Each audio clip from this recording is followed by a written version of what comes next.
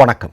தமிழ்நாட்டினுடைய முதல்வராக இருக்கக்கூடிய விஜய் அவர்களை பார்த்து ஒருவர் இப்படி கேட்கிறார், 11,000 ரூபாயை வச்சு உங்களால் குடும்பத்தை நடத்த முடியுமா? இது கேட்டிருக்கிறது அப்படிங்கிறது தமிழ்நாட்டினுடைய டாஸ்மார்க் ஊழியர்கள் சங்கத்தினுடைய தலைவர். கூடுதலாக அவர் ஒரு செய்தியை சொல்கிறார் விஜய்க்கு. என்ன சொல்கிறார் அப்படின்னா, நீங்கள் தமிழ்நாட்டில் இருக்கக்கூடிய ஒட்டுமொத்த டாஸ்மார்க்கை நீங்கள் மூடிடுங்க, எங்களுக்கு அதனால் எந்த பிரச்சனையும் இல்லை. ஆனால் டாஸ்மார்க்கை நம்பி பிழைத்து கொண்டிருக்கக்கூடிய தொழிலாளர்கள் இருக்கிறாங்க இல்லையா, அங்கே வேலை செய்யக்கூடிய தொழிலாளர்கள் இருக்கிறாங்க இல்லையா, அவர்களுக்கு மாற்று வேலை ஏற்பாடு செய்யுங்கள். இப்போ நீங்கள் உங்களுடைய ஆட்சி வந்ததுமே 700க்கும் அதிகமான கடைகள் தமிழ்நாட்டில் மூடப்பட்டிருக்கிறது அப்படிங்கிற ஒரு செய்தியை சொல்கிறீங்க. இப்போ 700 கடைகள் மூடப்பட்டிருக்கிறதுனே வச்சுப்போம், ஆனால் அது உண்மை இல்லை, அதனுடைய தரவுகள் நான் பின்னாடி வரேன். மூடப்பட்டிருக்கிறது என்றால் அங்கு வேலை செய்த தொழிலாளர்களுக்கு நீங்கள் என்ன செய்திருக்கிறீர்கள்? அவர்களுக்கு மாற்று வேலை ஏற்பாடு செய்ய வேண்டாமா? அதை செய்யாமல் நீங்கள் இப்படிப்பட்ட ஒரு நடவடிக்கையை எடுப்பது எந்த விதத்தில் நியாயம் அப்படின்னு அவர் கேட்குறார்.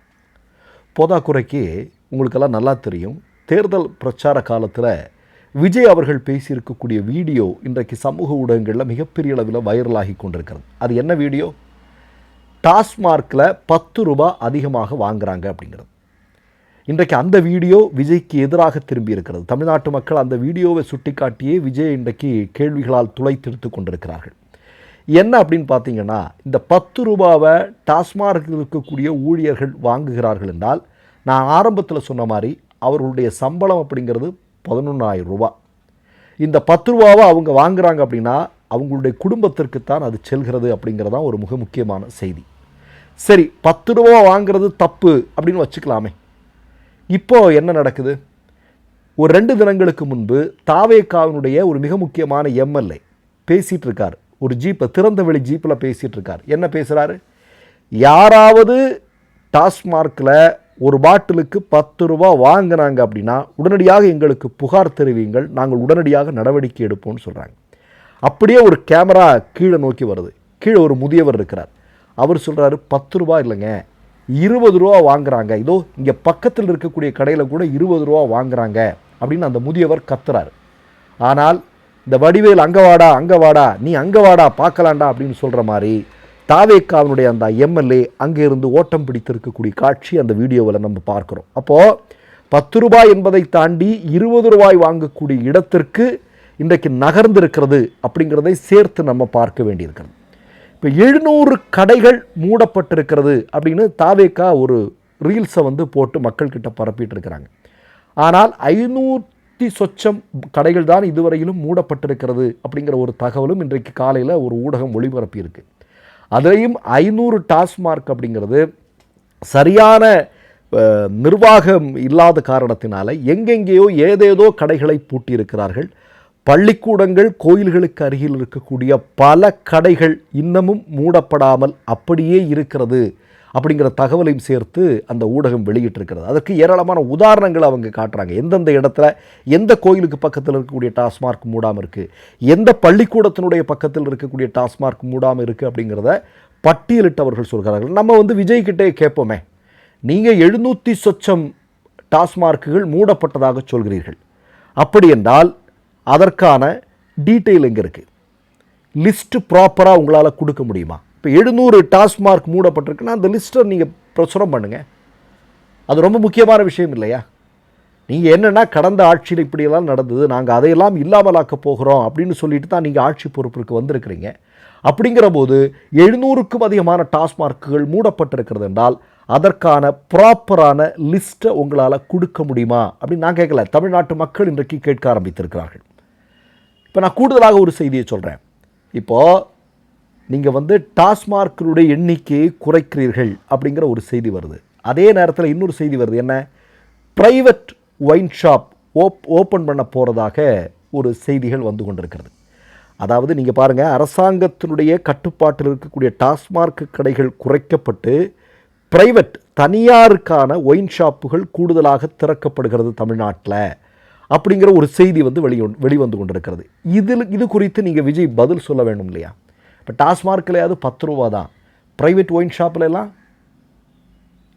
எந்த அளவுக்கு இருக்கும் அப்படிங்கிறதெல்லாம் நான் சொல்ல வேண்டிய தேவையில்லை. கூடுதலாக நான் ஒரு விஷயத்தை நான் சொல்கிறேன். என்ன அப்படின்னா, இன்றைக்கி நீங்கள் போட்டுட்ருக்கிற ஒவ்வொரு வீடியோவுமே, அதை கடந்த காலத்தில் நீங்களும் ஜெகதீஷனுடைய ரூட் மேப்பும் போட்டிருக்கக்கூடிய ஒவ்வொரு வீடியோவுமே இன்றைக்கி உங்களுக்கு எதிராக செயல்பட்டு கொண்டிருக்கிறது. ஒரு வீடியோவில் தமிழக வெற்றி கழகத்தினுடைய தலைவராக இருக்கக்கூடிய சிஎம்மாக இருக்கக்கூடிய விஜய் சொல்கிறார், அதாவது தமிழ்நாட்டில் அரசு பள்ளிகள் மூடப்பட்டிருக்கிறது. அது ஆனால் நீங்கள் தமிழ்நாடு கல்வி வளர்ச்சியில் பயங்கரமாக இருக்குது, முன்னணியில் இருக்குதுன்னு நீங்கள் சொல்லிகிட்டு இருக்கிறீங்களே அப்படிங்கிற ஒரு செய்தியை அவர் சொல்கிறார். ஆனால் இன்றைக்கு ராஜ்மோகன், கல்வி அமைச்சராக இருக்கக்கூடிய ராஜ்மோகன் சொல்கிறார். என்ன சொல்கிறார் அப்படின்னா, தமிழ்நாட்டினுடைய கல்வி வளர்ச்சிக்கு ஒரு லெகசி இருக்குது. அந்த லெகசியை உருவாக்குனது யார்? இங்கே இருக்கக்கூடிய திராவிட கட்சிகள், திமுக மாதிரியான கட்சிகள் தானே. மறக்க முடியுமா?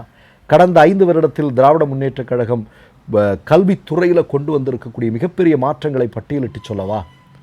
ஏராளமான அரசு பள்ளிகளில் கடந்த காலத்தை விட கூடுதலான பிள்ளைகள் வந்தார்களா இல்லையா? இப்போ இதெல்லாம் நீங்கள் வாக்கு வங்கி அரசியலுக்காக ஏராளமான பொய்களை, உண்மைக்கு புறம்பான பொய்களை பேசியிருக்கிறீர்கள். நிர்வாகத்துக்கு வந்ததுக்கப்புறம் இன்றைக்கி திணறிட்டு இருக்கீங்க. ஏன்னா எல்லா ஆதாரங்களும் இன்றைக்கு வெளிவந்து கொண்டிருக்கிறது. உங்களுடைய கட்சிக்காரங்களே ஒத்துக்க வேண்டியது இருக்குது இல்லையா? அவர்களே இல்லை மறுக்க முடியாது, தமிழ்நாட்டினுடைய வளர்ச்சியை மறுக்க முடியாது. ஆமாம், தமிழ்நாடு இப்படித்தான் இருந்தது, இப்போ கடந்த ஆட்சி காலத்தில் இந்த மாதிரியான வளர்ச்சிகள் நடந்திருக்கிறதுங்கிறத மறுக்க முடியாத அளவிற்கு நீங்களே ஒத்துக்கொள்ள வேண்டிய இடத்துல நீங்கள் தள்ளப்பட்டிருக்கிறீர்கள். மறுக்க முடியுமா? அப்போ நான் என்ன சொல்கிறேன்னா, இந்த 8 நாட்களில் நீங்கள் 700 கடைகள் மூடப்பட்டிருக்கிறது என்று சொல்கிறீர்கள். ஆனால் மூடப்பட்டிருப்பது 500 கடைகள். அதுவும் 500 கடைகள் மூடப்பட்டிருக்கிறது அப்படிங்கிறது பள்ளிக்கும் அதே மாதிரி இப்போ நீங்கள் பள்ளிக்கூடங்களோ கோயில்களுக்கோ பக்கத்தில் இருக்கக்கூடிய கடைகள் அல்ல. பெரும்பாலும் வேறு எங்கெங்கோ உள்ள கடைகளெல்லாம் மூடப்பட்டிருப்பதாக இந்த செய்திகள் வெளியிட்டிருக்கிறார்கள். இப்போ ஒட்டுமொத்தமாக நிர்வாகத்தில் மிகப்பெரிய அளவிலான குளறுபடி, சிக்கல் ஏற்பட்டிருக்கிறது என்பதை விஜய் ஒத்துக்கொண்டுதான் ஆக வேண்டும். மற்றொரு நிகழ்வில் சந்திப்போம். நன்றி, வணக்கம். 3 யூடியூப் சேனல்கள் வியாபாரத்திற்கு இருக்கிறது. தேவைப்படுபவர்கள் இந்த எண்ணுக்கு தொடர்பு கொள்ளுங்கள். மை நேம் இஸ் ரெட் சேனலை சப்ஸ்கிரைப் பண்ணிக்கோங்க. அதுக்கப்புறமா பக்கத்தில் இருக்கிற ஜாயின் பட்டனை கிளிக் பண்ணீங்கன்னா ஒரு நியூ பேஜ் ஒன்று ஓப்பன் ஆகும். அதுலேயும் ஜாயின் பட்டனே கிளிக் பண்ணிக்கோங்க. அதில் பார்த்தீங்கன்னா credit R debit card options இருக்கு. இதில் உங்களுக்கு விசா, மாஸ்டர் கார்டு, ரிப்பே அப்படின்னு 3 ஆப்ஷன்ஸ் கொடுத்துருக்காங்க. அதில் நீங்கள் எந்த கார்டு சூஸ் பண்ணுறீங்களோ அந்த கார்டோட நம்பர் என்டர் பண்ணிக்கோங்க. அப்புறமா கார்டோட வேலிடிட்டி மந்த் அண்ட் இயரை டைப் பண்ணிக்கோங்க. அடுத்தபடியா உங்க கார்டோட பின்னால சிவிசி கோடுன்னு சொல்லிட்டு 3 நம்பர்ஸ் கொடுத்துருப்பாங்க. அந்த நம்பரை இதில் என்டர் பண்ணிக்கோங்க.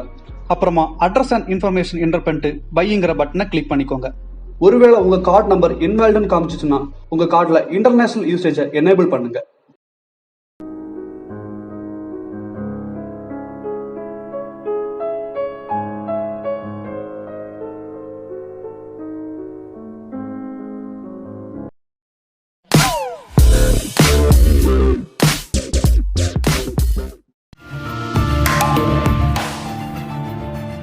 கேள்விகளை நீ கேட்கிறாயா அல்லது நான் கேட்கிறேன்?